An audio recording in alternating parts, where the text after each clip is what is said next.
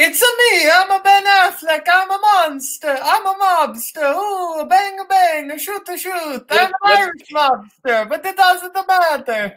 All the gangsters are sounding like this. I was gonna say it's crazy that you're like, oh, I'm gonna do the Ben Affleck as an Italian thing when he's literally part of the Irish fucking mob fighting Italians for the first like. It doesn't matter. If you're in the mafia, you are sounding like this. Why do you? Why do you say like Jared Leto and House of Gucci? Has played a member of the Irish mob, the Jewish mob, and the Italian mob, and all 3 times he sounds like he's freaking Italian. Actually, now that I think about it, I don't know if. Well, I guess outside of Scorsese, but in a Scorsese movie, that's not true. Mean Streets, never mind. But that's the only time when De Niro is a gangster in a Scorsese movie, he's an Italian gangster. Because, like, in Goodfellas, he's Irish. In Casino, he's Jewish. And in Irishman, obviously, he's Irish. Anyway, tangent. This is Live by Night. This is Filmography. We're talking about Live by Night. I'm your host, Caleb Boatman. That is my co-host, Caleb Koho. Koho, give us the background on Live by Night.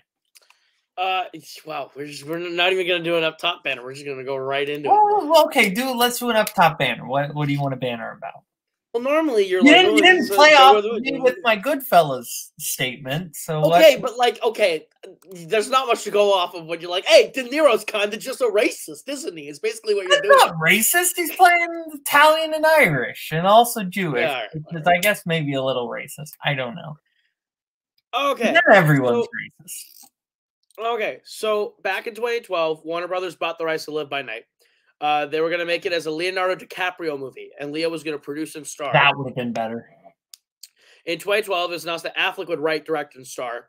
And then DiCaprio would still produce. His company is still involved, but DiCaprio himself did not do any work on it. So in the summer of 2018, Affleck started pre-production on it. He started location scouting, and then it was supposed to start filming in the fall of 2014 because of his commitments to Gone Girl and Batman v Superman. And then in 2014, he said the film's officially greenlit. They're going to start shooting in the summer of 2015, and they'll start prepping it in March. And then he, in the fall of 2014, cast Sienna Miller, Zoe Saldana, and Elle Fanning, which I think that's like 3 really solid casting choices to make off the backs of things that are very much 2014. Like, he basically picked 3 actresses who had great 2014s and went, you. Like, he watched American Sniper, went Sienna Miller, watched Guardians of the Galaxy, went Zoe Saldana, and then just was like, Elle Fanning. Yeah, Elle Fanning. Yeah. I imagine he was just taking his kids to see Maleficent or something. And like, right. Sure, she works. It's like, yeah, she'd be good. I actually think Elle Fanning's great in this. But we'll get to that. So then they start filming. They film in Georgia because, you know, tax write-offs and shit. They get the same editor as the last couple of Gone Baby Gone and Argo. He gets Harry Gregson Williams to do the score, who did The Town and Gone Baby Gone. He said that the editing was really hard because there's so much story to it. It's a very, very thick book. Yes, I believe that. But he said he feels like he distilled it down to the essence of what he wanted. They said it was going to come out in the Christmas of 2015. They announced it got pushed back to the fall of 2016, almost a full year. And then it was pushed to an undated time in 2017. And then after Batman v Superman came out, they said it would be coming out in the fall of 2017. And then in the summer of that year, they moved it up to January 2017. And it got a limited release at Christmas 2016 before opening wide in January. It made $10 million in the United States, $12 million overseas, worldwide total of $22 million. It cost the movie about $65 million to make. So the movie is a big box office failure, which is a little unfortunate. But yeah, it lost a lot of money, which is really sad. Is it though? It is sad. Why are you pro people losing money on passion projects, you asshole? I'm just saying, like, I also like people supporting good movies, which there was an abundance of in the end of 2016. Like, if people were going to see La La Land or Moonlight instead of this, I totally support that. let me tell you, they weren't, because the films that opened alongside of it and made more money that weekend were Monster Trucks, The Bye-Bye Man, Sleepless, and the wide releases of Silence and Patriots Day. Okay, Silence, valid. No, Silence, sure. The rest of them, what the fuck? I haven't seen the Mark Wahlberg. Are you gonna look at me? Are you gonna look at me and tell me The Bye-Bye Man and Monster Trucks are better movies than this movie, Boat?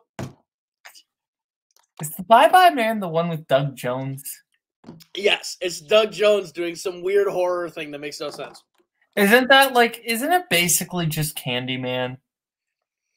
Like, it's or like the Babadook, where it's like, oh, if you know he exists, then you're gonna die. Oodly doodly doo. Weird fucking movie. Also, John Cena's in Monster Trucks, right? So that's a Cena movie. Is he? Is it Cena? Who's in Monster Trucks? I think it's just it's Lucas Till. Lucas Till is in Monster Trucks. Lucas Till? You know Lucas Till. He's Havoc in the X-Men movies. He's Hannah Montana the movie guy. He's Hannah Montana the movie guy. Okay. And you know what's fun? You want to know a funny weird correlation that ties us right back into the series? Amy Ryan is the third highest billed person in Monster Trucks. She's in it along with Rob Lowe, Danny Glover, and Barry Pepper. What the? And Samara Weaving, apparently. Yeah, and it's directed by John Wedge. No, Chris Wedge. Or Chris Wedge. I mean, did I say John Wedge? Where did I get that from? Anyway, the guy who made Ice Age and Robots. Two iconic masterpieces of cinema. Is the first Ice Age really a masterpiece? The first Ice Age is good. I think the first one's kind of mid. Meltdown is where it's at, baby. Ice Age 1 is probably still the best Ice Age. 2's okay. 2's okay. 3 is good. 4 and 5 are terrible. I go 3, 2, 1, 4. Actually, sorry. 2, 3. 2 is better than 3. 2, 3, 1, 4, and I never crossed. I think the first 3 are like all like good movies. Like the first 3 Ice Ages are like all good movies. The first or the second one and the third one are good movies, and the first one is bleh. The first one has some like really fucking good jokes. Like really good jokes in it. I also have not seen the first one. I didn't like the first one as a kid, and I have not seen it since. I guarantee you, Boat, if it's one of those things where like it's when you watch Shrek as a kid, and you're like, oh, Shrek's good. And then you rewatch it when you're older and you're an adult and you're like, oh, fuck, what the shit did I watch as a kid?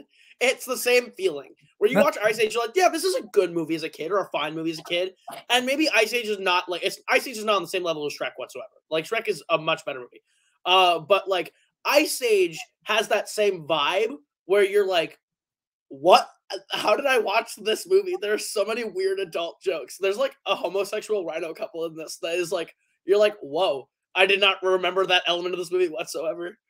But just like if you're comparing it to Shrek, then you also would have the realization as an adult that, oh, yeah, I missed a lot of jokes from the first one. The second one is still way better, though. The second one is basically a masterpiece. Ergo, Ice Age The Meltdown is a masterpiece. They sing a song from Oliver in it. They sing food, glorious food, hot sausage and mustard, food, glorious food. Never do that again. Never do that weird shoulder jig that you're doing ever again, please. That was uncomfortable. Anyway, background for the audience. I already know we're going to disagree on this movie. So if we get heated into an argument, I'm just going to start doing that weird little shoulder jig. So Ben Affleck makes Live by Night, which is a passion project for him during Argo. He really likes this book. He really wants to do it. I think you can tell. I actually think the script for this is really solid. I think the script for this has a lot of very clever, fun dialogue for him to say, like Scorsese level Goodfellas dialogue. Like there's some good ass Goodfellas. There's some great Goodfellas dialogue in the second half. You're not going to say Scorsese Goodfellas level dialogue when you do not remember Goodfellas. I do.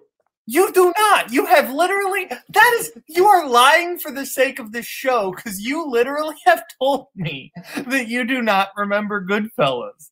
and that you have been meaning to rewatch it, and you were going to watch it at that freaking theater that has the Shire in it, and then you didn't get a chance to watch it because I don't know why, you were probably bobbing for apples at the back of Denny's. Fine. Steve Zaley and Irishman level dialogue, which is better than the Scorsese Goodfellas dialogue anyway. So no!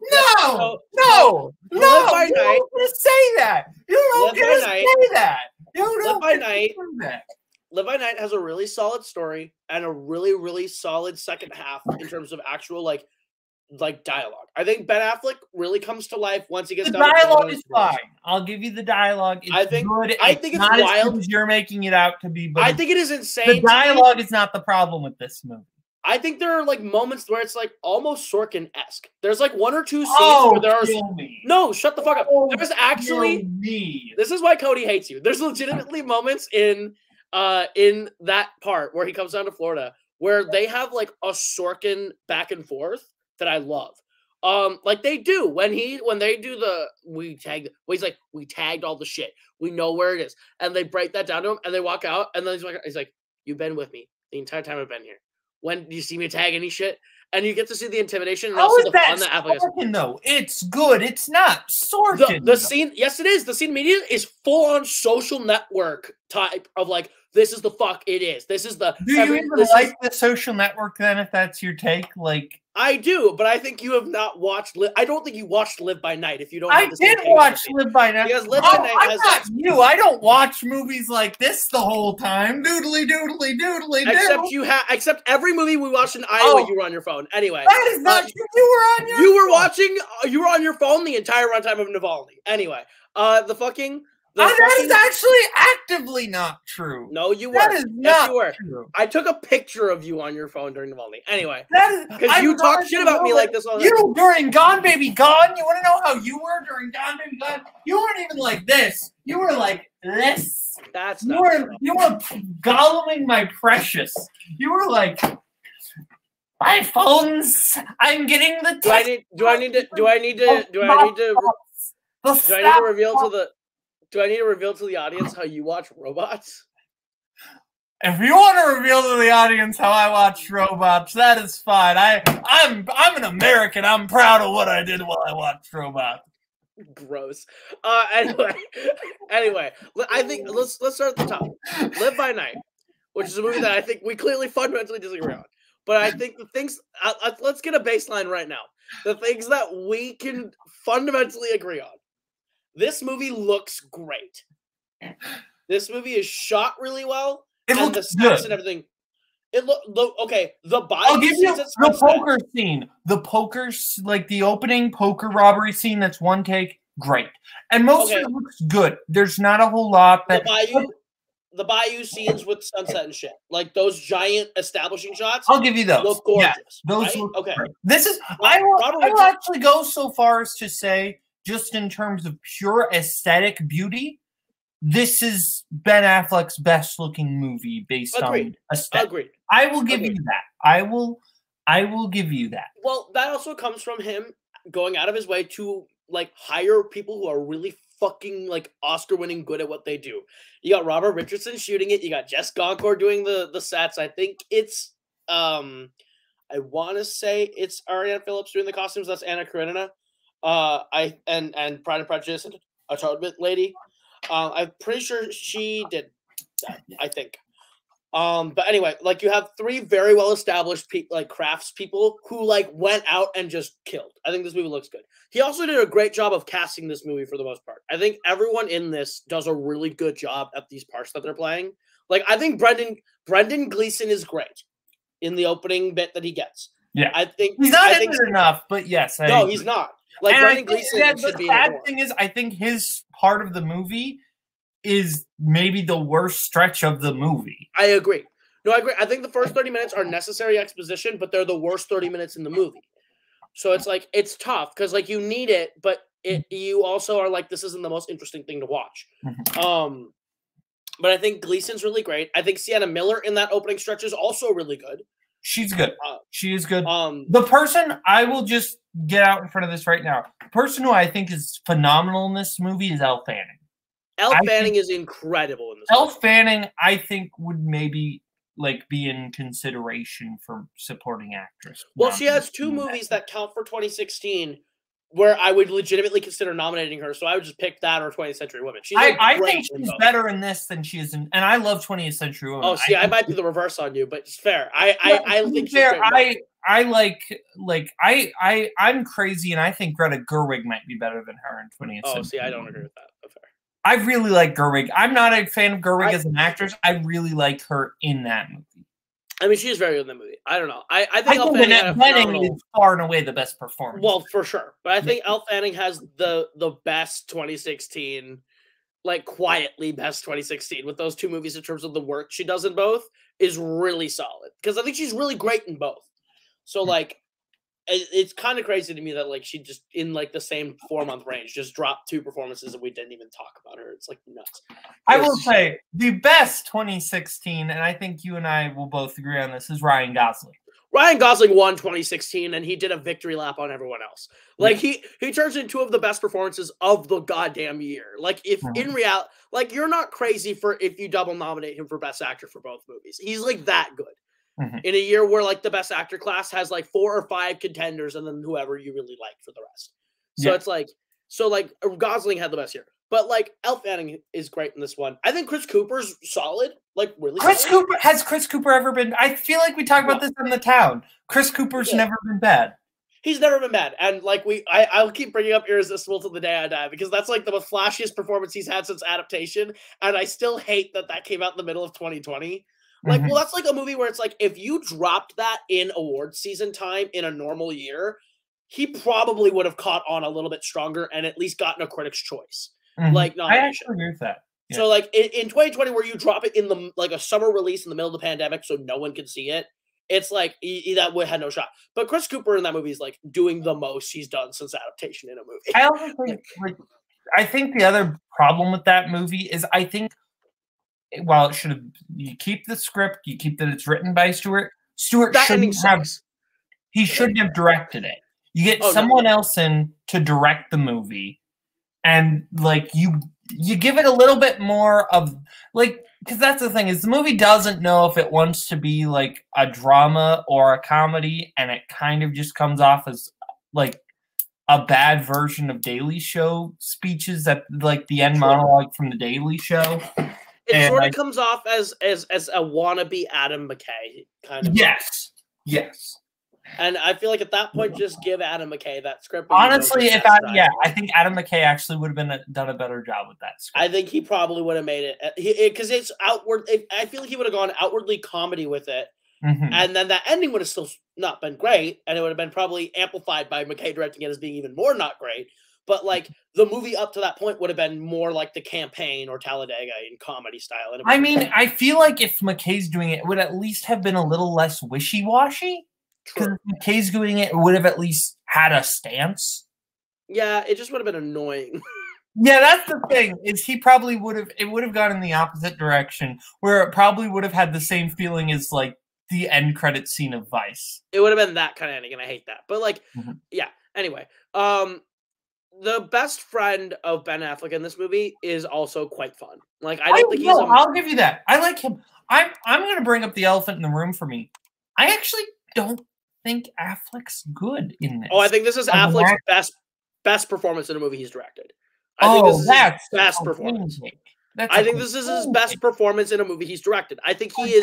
That's cocaine, buddy. I don't. I think him being the mass manipulator kind of part that he is in the town, but getting to have more of like depth, like with his dad. He's a lot more tortured in this. He's got a lot more like torture in his performance. I think he's very good. I think Affleck is the second or third best performance in the movie. I would argue that maybe the best character. I don't even know if I'd go with that, but sure. I just think everything that you're bringing up is part of the character, not the performance, and I just don't think. No, that's all performance because I think this is the worst character. Affleck. So I think this is the worst character he's written so far that he's played. Like I would actually agree with that, but I'm saying everything that you brought up sounded more like character than performance. But it's not, because it's what he brings to those elements. Those elements are there from the script, sure, but what he does with them is what sells me on. I don't think he does anything. He sells it all with his eyes to me. Like, I think this is the perfect sort of Affleck performance where it's not flashy, it's not over the top whatsoever, but he sells me like he's always in control, even when he's not. That he can come back and win it. I think, and that's what you need, and I think Affleck crushes. I love him in this. I think this is the best of the three for his acting, but I think this is the worst of the three for his direct, or the worst of the four. No, third best. The third. It's the third best of his directing efforts. I think this is better than Gone Baby Gone. Well, I think this movie is definitely better than Gone Baby Gone, but I also think he directs this movie better than he does Gone Baby Gone. And I think that comes from he has way more elements at play that he absolutely deals with so well. You want to say this movie is more well-directed than Gone Baby Gone? I'll disagree, but it's at least I understand it because it's more technically impressive. So sure. It's the most technically impressive movie he's made. It's the nicest looking movie he's made. I'll give you that. Whatever backhanded compliment you want to give it, whatever.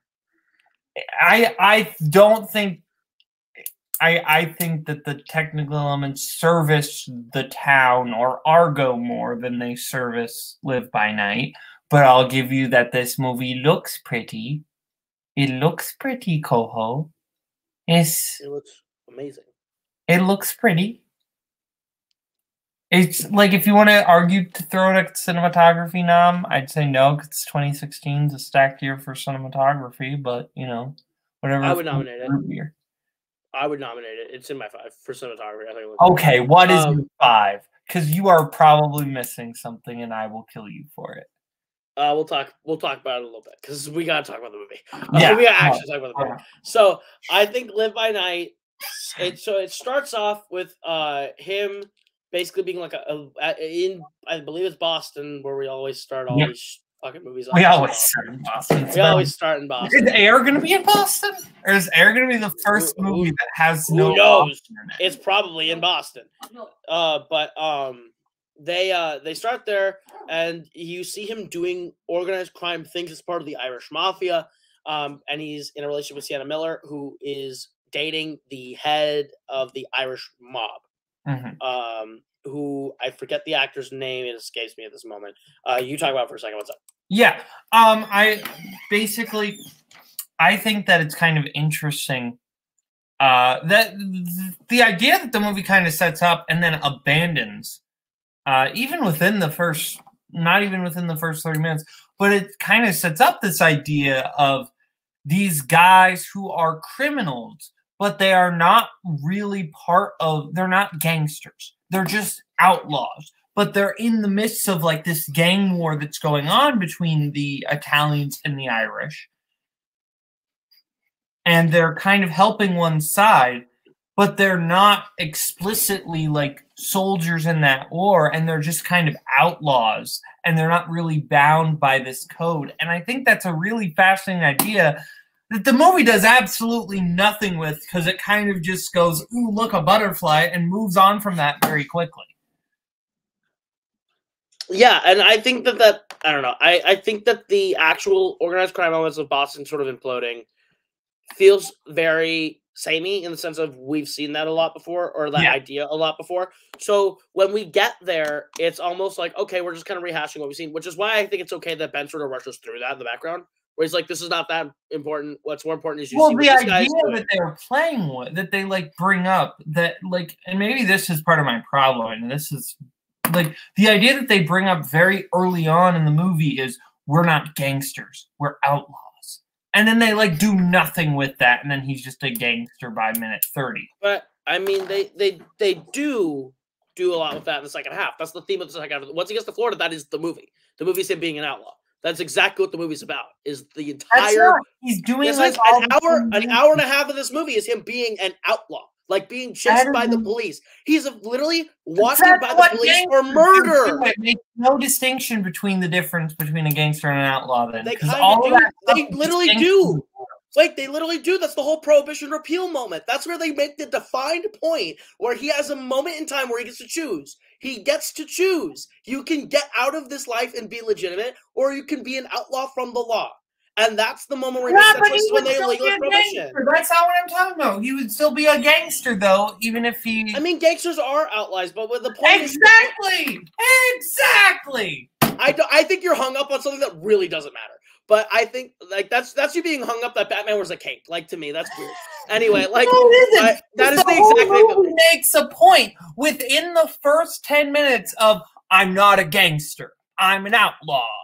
Sure, but that point's also... And then you just said, well, they're the same thing. Well, they then kind of, by definition, about? By definition, they kind of... The movie makes a bit of a point on that, though. Fuck off. What the movie does is when he's wanted for that murder at that crime, and Brendan Gleeson gets him out of it and is like, here's your way out and go. That's another one of those moments where it's like he separates himself from what the gangsters do and is an outlaw. He operates outside of the gangster circle, and he uses the gangster world to get what he wants. He never belongs to the world of gangsters. He uses the world of gangsters. And that's sort of the idea of what he thinks and what the movie shows throughout the thing. Is that even when he like uses the mafia to then fight the KKK, which is not a mafia thing at all. They have no reason to, but Ben Affleck has a personal vendetta because of Zoe Saldana. So like there's moments like that throughout where he's more so operating not as a mobster, but using the mob to do what he wants. So that's the distinction to me is that they're making it out to be that he's like, I'm not a gangster. I'm just wanted. And that's sort of the thing to me. And they do hammer that home subtly throughout the movie through his actions. But I think that opening 30 is a lot of exposition that I think is necessary, but it's not necessarily fun exposition. It's here's who this character is. This is the life he comes from. This is his dad. This is why his dad's important to him. This is Sienna Miller. This is why she's important to him. And then when he gets down to Florida, and you could honestly really probably condense that down into a 15-minute one-off scene. You really could. Like you gave the maybe 2 scenes, and then you just distill the rest into you could distill the rest into 10 minutes. I feel like you could just you could really cut that all down into 1 or 2 extra scenes and get right into Florida, which is where things get a little bit better. I think the movie significantly picks up in Florida. I don't think it significantly picks up because my problem with all the stuff in Florida is that I think the movie has ADHD once we get to Florida, and we're just kind of like, ooh, we're transporting the rum. Ooh, now we're fighting the KKK. Ooh, now it's the religious lady. Ooh, now it's this. And it just feels like there's no cause and effect to anything. And it's just kind of like, who this? I fully disagree. I think everything that happens is a direct cause and effect of the last thing that happened. Where he gets down there and he's moving the rum because of the exposition that it just went through. That's the job he has. And by moving the rum, it allows them to make the casino.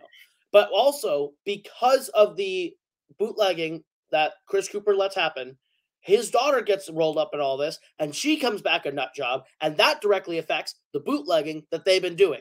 Also, with Zoe Saldana and that part of the mob, and his relationships there that he made through the bootlegging, he meets Zoe Saldana and all of them through the rum running. Through that, the KKK gets involved, and now he fights the KKK to not only protect the person he loves and the people he likes, but also to protect his bootlegging business. So, like, each thing that happens is a direct cause and effect of the last one. You just have 2 different cause and effect chains that don't necessarily connect. I think the bigger issue is that it feels more like episodic of like, ooh, we're doing this. Ooh, we're doing this. Ooh, we're doing this. Whereas I think if all of those things basically would have happened a little bit more concurrently of like each thread, because it feels like it's just, okay, this thread's resolved and now we're dealing with this thing. Whereas if you would have just wrapped all those threads together, I think that would have made it more palatable for me. I guess that's fair. And I do agree that I agree with the point that there's those 2 cause and effect chains that run sort of parallel and take a long time to sort of intersect at the end. And it's not necessarily the most meaningful intersection until it almost works like a figure 8. You have them rolling next to each other, and they cross for half a second, and then they roll back into the absolute resolution of the movie where he finally like confronts everything and wraps up the movie.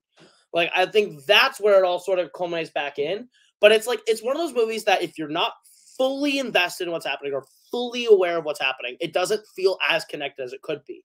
And that's from, I've read Live by Night and read the book. The book is not as good as this movie.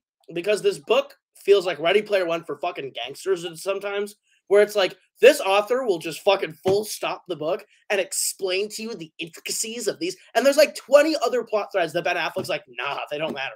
And he's right, they don't matter. He distills it down to the 4 like plot moments that are significant to this character's life to the end of the story.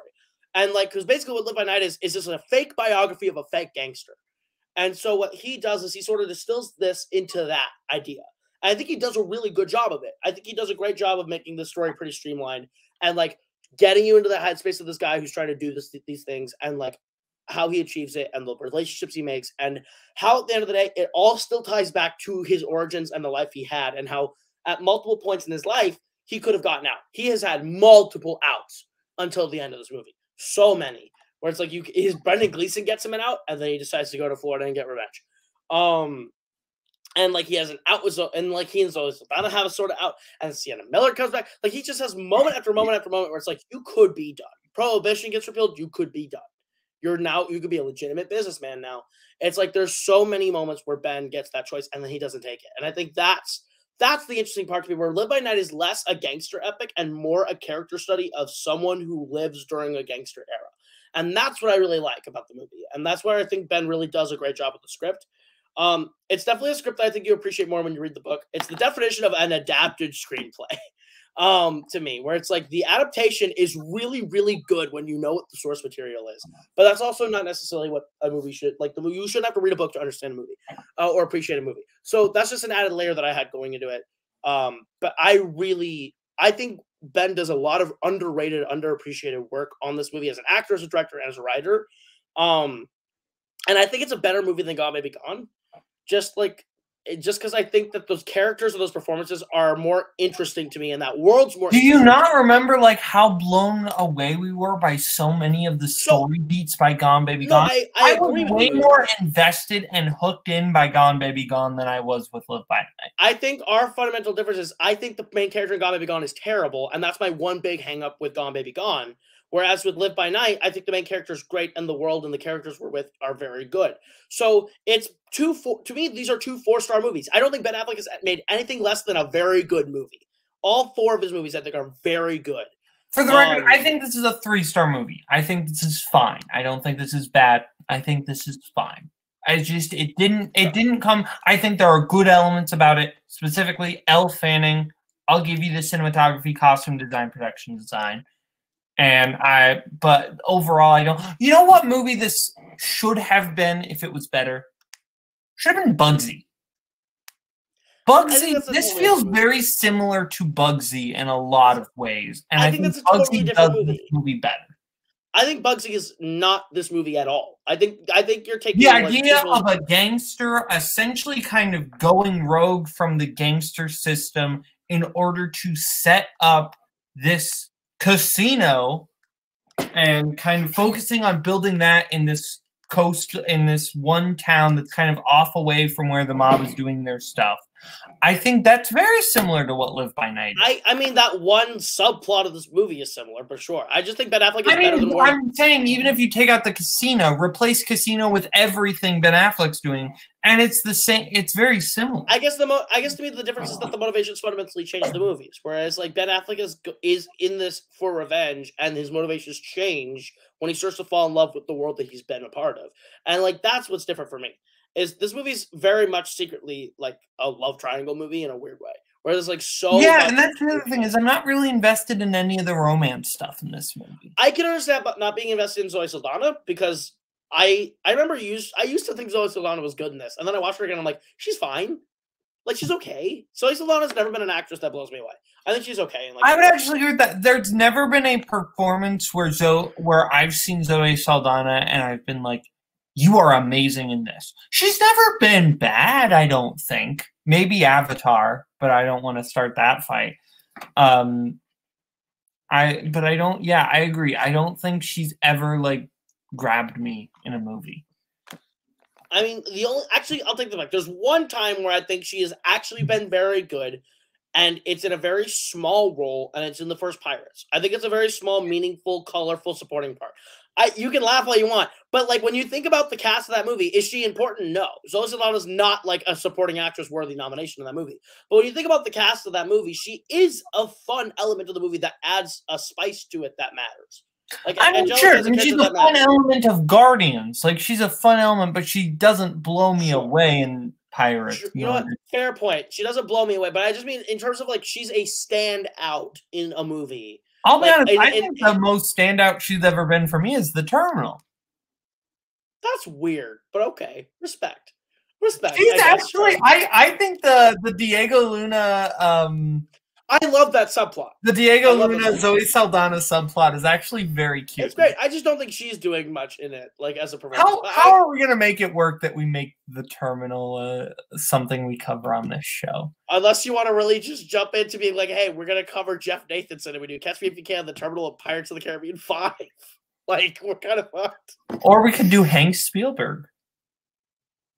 Sold. There you go. That works. That's actually a good idea. Anyway, we're gonna table that later. We're gonna table that. That might be a late 2024 series. No, I think fundamentally we just don't. I think you want this to be a very different movie than what it is, and I like it for the movie that it is. I think that's ultimately where it comes. That's fair. No, I think that's valid. I think taking it as the movie that it is, I think this is one of Ben Affleck's better jobs as a director. Knowing the source material, I think this is a very good job as a writer. I think this is a really solid performance. I don't think it's like a top 5 Ben Affleck acting performance, but I don't think he's ever had a top 5 acting performance in a movie he's directed yet. We were going to watch Air, and we'll probably come back and be like, best supporting actor Ben Affleck. If you watch that trailer, he's fucking bonkers. So like, Ben Affleck dressed like the 80s threw up on him and is amazing. It's great. I genuinely think we're going to come back next week with Air and be like, all right, Oscar potential. Ben Affleck, director, picture, screenplay, and well, not screenplay, but supporting actor. And it's just like, you're going to be like, 3 things for Affleck. What the fuck? It's going to be nuts. But anyway, yeah. No, I'm very hyper. Before we close the book on Live by Night, I do want to say some positive things. And I would love to hear positive things out of your mouth because you've been shitting on this since before we started the recording. I want to say some positive things. I really like Chris Cooper's introduction scene. Great introduction scene. I think that's a really good scene. I really like that scene. I like that moment a whole lot. And especially where you basically set him up as a cop who is willing to allow corruption as long as it stays over here and it doesn't go across this line. I think that's cool. I like that bit.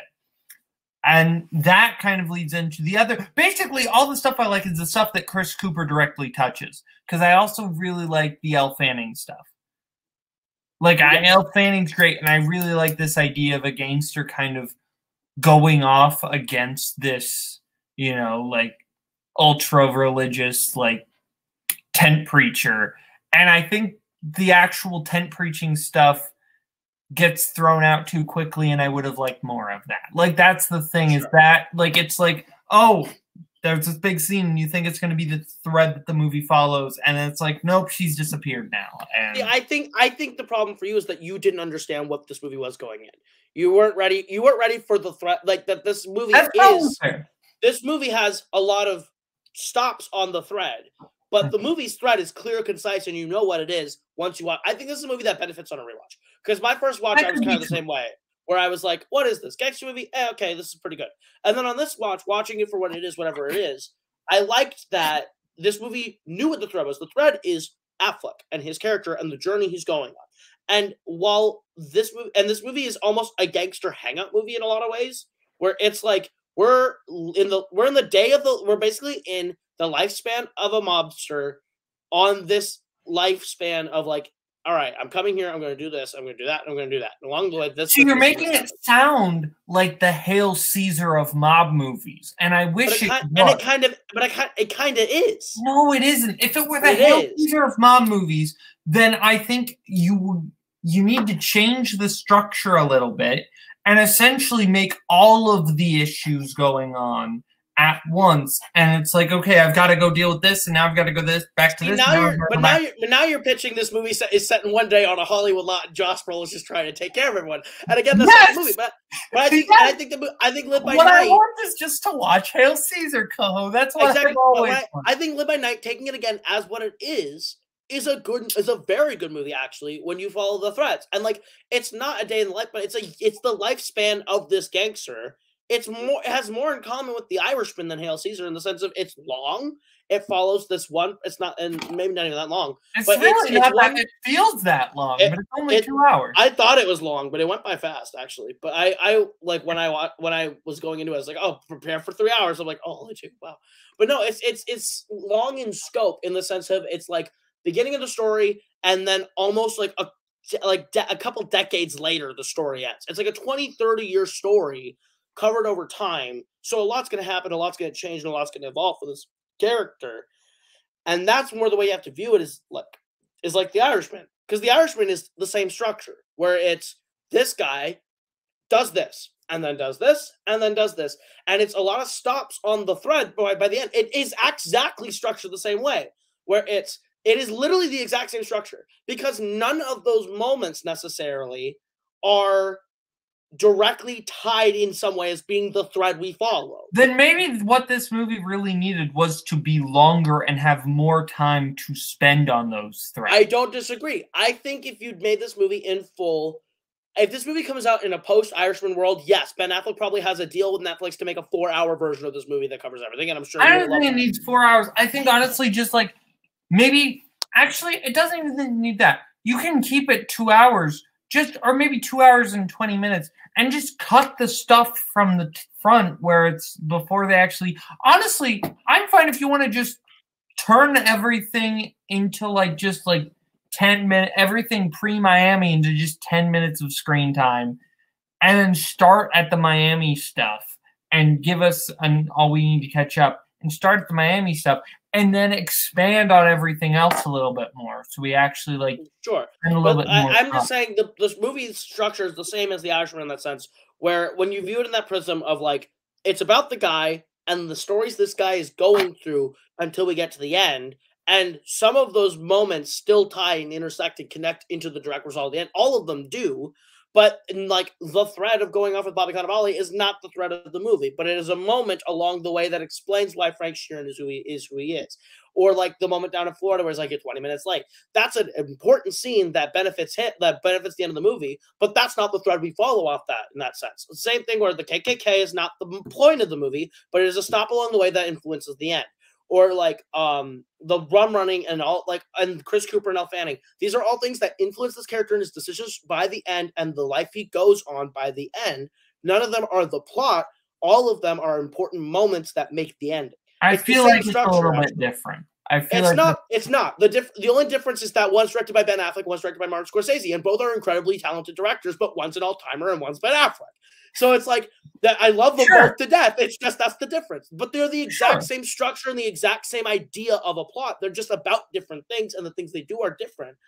And one of them has the time, budget, and money to be I'm going to make 5 hours. The difference between Ben Affleck and Martin Scorsese is time, budget, and money. No, but I'm not. But I'm saying I already made the point about directors. But I'm saying in terms of The Irishman is he got to do everything he wanted, and Affleck was probably told to cut 2-3 hours on the floor.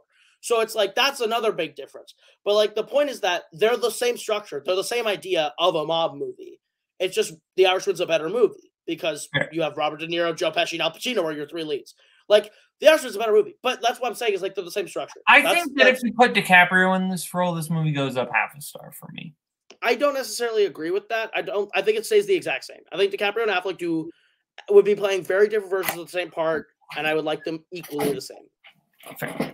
For me, before we get to the air next week, I would rank them The Town 1, Argo 2, Live by Night 3, Gone Baby Gone 4. The Town 1, Argo 2, Gone Baby Gone 3, Live by Night 4. See, I really thought you were going to put Argo at 3. I thought you were going to put Gone Baby Gone over Argo. I thought you don't. No. For whatever reason, I feel like you just don't like Argo.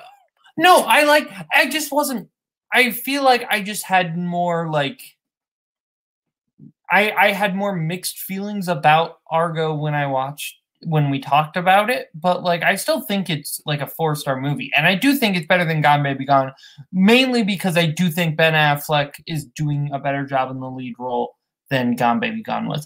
I also think Gone Baby Gone was advantaged when we talked about it, that it didn't have, like, that was the first one we talked about, and then we talked about the town, and then we talked about Argo. So I think I spent like a whole lot of the time talking about Argo, kind of comparing it. Why doesn't this work as well as the town does? So that's probably part of it. And that's why Air is probably going to have a big advantage for me, because it's like the last thing we watched by Ben Affleck was Live by Night. So he can go he has nowhere to go but up, which surprisingly is not where Emily Blunt went after Mary Poppins. Should have been nominated for Mary Poppins. Should not have. Wait, what? Oh, what? You can't drop a. You think she makes? I think Emily 5 for best actor in 2018. Yeah, she should be double nominated. You're she 5. Should be double nominated. You're 5. She should be double nominated. In 2018. What is your 5 in 2018? Once again, we will cover all this when we're done with the podcast, because we do this a lot. But you psychopath. We'll talk about this. I think that Air is going to be really good. I'm very actually worried that I'm putting Air, like, with all the hype. I'm really worried I'm going to end up overhyping Air for myself, because it's just so. It's the kind of movie that I love. It's that. It feels like that Moneyball draft day behind the scenes story of a sport. Yeah. But it's not at all about the sport. Like, this is entirely about a shoe deal involving a sport. No sport whatsoever. Which is fine with me. I can't wait to watch. Why are you doing the Pennywise dancer bit? I think that I'm gonna be really excited. I'm just really excited. I'm really excited for Air. I want it to be great. I have a feeling it's probably gonna be my number 1, Affleck. I really hope it's like an actual Oscar contender where it's like picture, director, and stuff. If it's as good as I think it'll be. I've only watched that one trailer once, and I refuse to watch anything else from it because I'm ready to go. I don't know. I just don't want to accidentally overhype this for myself, because I want it to be great. But I'm excited for a sports movie that isn't actually about the sport, because right now Iwans won't shut up about Caitlin Clark. So I'm ready to watch a sport thing that is about the sport. What? I was like, isn't that fun for you? She's like, what, like number 3 projected, like in NIL money or something like that, where it's like none of those words are in the Bible. Yeah, I know. But NIL meaning the money that college players can be paid. Isn't she like number 3 behind like Arch Manning and LeBron's kid? It's like crazy. Do you think I know? I don't know. Anyway, I always got a lot going for it right now. Anyway. Not for me. For you, you're like, this damn state's going downhill. Remember when we were in the movie Champions. No, because that was this year. Exactly. I remember when we were in the movie Mississippi Grind. That was the high point of Iowa. Weird. Anna Bone and Ryan Fleck that went on to make one of the worst MCU movies of all time after that one. Yeah, that's true. I can't be we can't be held responsible for what they do when they leave the state of Iowa. What about what they do with the people in the state of Iowa? Have we checked on all the Wahlburgers that are around your state? Are we sure that Mark Wahlberg is doing something? Mark Wahlberg has said he wants to just straight up move here. Why? I don't know. He loves Iowa for some reason. It's weird. Why? Again, I say, why? Like, he premiered Father Stew at a Hy-Vee. He gave a sneak peek of Father Stew at a Hy-Vee at grocery store. Why? Fucking weird. Anyway, Air next week gonna kick ass. It's gonna be great. I'm so excited. It's gonna be great. And that will conclude the Ben Affleck miniseries, our first full miniseries completed on FilmograFeed. And that's kind of exciting. Overall, final sort of thoughts before we get into Air next week on Ben Affleck's career so far. Yeah, I think it's kind of an interesting. It's kind of a typical narrative, because you start off, but in some ways not.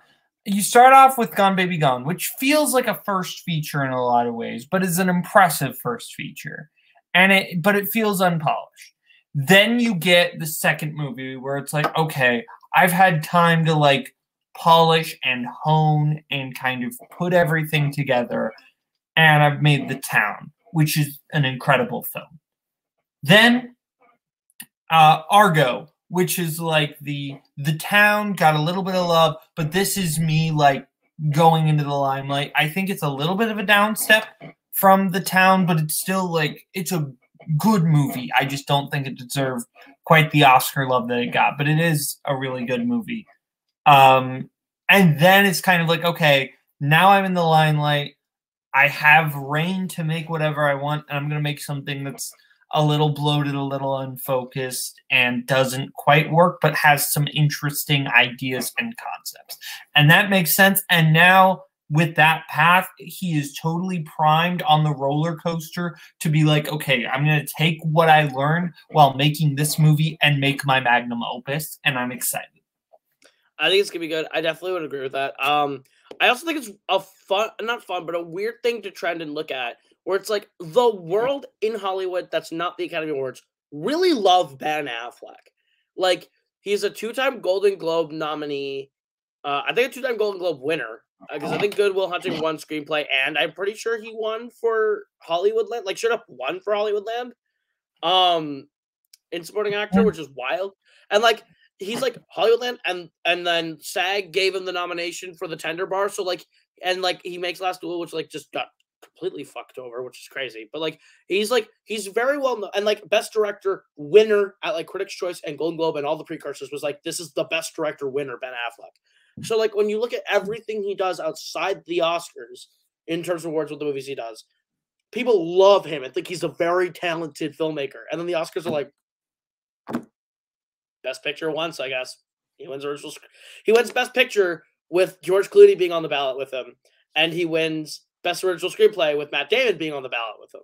So it's like other famous people are on the ballot with him and he wins. And it's like, that's why I kind of hate that he wasn't nominated for Best Director for Argo, because I really do think he deserves that nomination. And it would have been really nice to be like, hey, Ben Affleck, you're a great director in your own right. Here's your one nomination. Like, the nomination that Ben Affleck is a great. Do we think he will get nominated for Air? I think there's a good shot he gets that makeup. Even if it's a makeup nomination, Ben Affleck Best Director Air is something that could happen. Yeah. I think if Air's really good, it'll be in Best Picture. Which it's already sounding like it's incredible from all the critics. Like, assuming it's incredible, Affleck will and Damon will probably be Best Picture nominees together on that. And honest to God, they could anyway, because do you know what the whole deal is with this movie in terms of why it's like how they changed movie financing with it? No. So Air's the first one that they're doing off their own production company. And what they did was like the way that Ben has described how they made the movie was like they pay people, like everyone who works on the movie gets like a stake in the final profit of the movie. Like everyone makes less money up front and all the money if it's successful later. So they make this movie for like 10 mil with the people that they have it. It's like costing them $10 million to have Affleck, Damon, Bateman, Davis, Tucker, like an insane cast. And then on the back end, if this is like done well and makes millions, everyone gets like a couple $100 million off the back end on profits. Like the deals are structured so like everyone will be, if it's a hit, it makes bank. And like they were able to like make it for pretty cheap, and like every like editors had a say in the movie. Like everyone who works on the movie gets a real say in how the movie works. And so like the way it's made is like completely changing. It's like a complete new model to how to make movies, and it's like back to being that 80s style filmmaking where it was like we take huge swings and they're collaborative, and we're collaborative, and everyone like. It feels like Hollywood filmmaking in the 80s, which, like, even if 80s Oscar dramas are not that, but, like, the Back to the Futures, the Hoover and Roger Rabbits, the Indiana Joneses, those models of, like, we take a guy that you know, a bunch of people that you may or may not, a script that we really like, and we're going to make it for as cheap as we can in terms of what we need. And then when it's a hit later, we'll all make money. We can make a sequel. And stuff like that. And we can do crazy shit. Is essentially the idea. Imagine if like the two people who save movies are Tom Cruise and Ben Affleck, who like saved the movie star idea of like we can bank movies just based on who's in it again. It's like Tom Cruise and Ben Affleck. Yeah, I think that'll be insane. And I think Ben Affleck and Matt Damon are incredibly smart guys, like incredibly smart guys, and always have been. And that's the thing that I'm really excited to see is like Ben Affleck and Matt Damon starting their own production company and making a movie completely I've opposite heard of how Matt movies are being Damon made. is like fantastic. This is supposed to be Damon's best performance as the talented Mr. Ripley, and that makes me so fucking excited. Yeah. I think Air's gonna be great. I hope it's great. We'll talk more in depth about things like because I'll be doing a lot more research for the story of Air because there's nothing right now. But like, I'm so hyped. I'm gonna see it as soon as I can. If I can see it on, I'll probably see it on Thursday. Doesn't it? Yeah, I think it comes out Wednesday, so I'll probably see it on Thursday because Wednesday night's gonna be busy for me. Right, but it comes out on the 5th, right? I'm not crazy. Yes, it comes out on the 5th, which I believe is a Wednesday. Yes. Yeah, it is a Wednesday. So I'm literally looking at when's the first day that I can go see.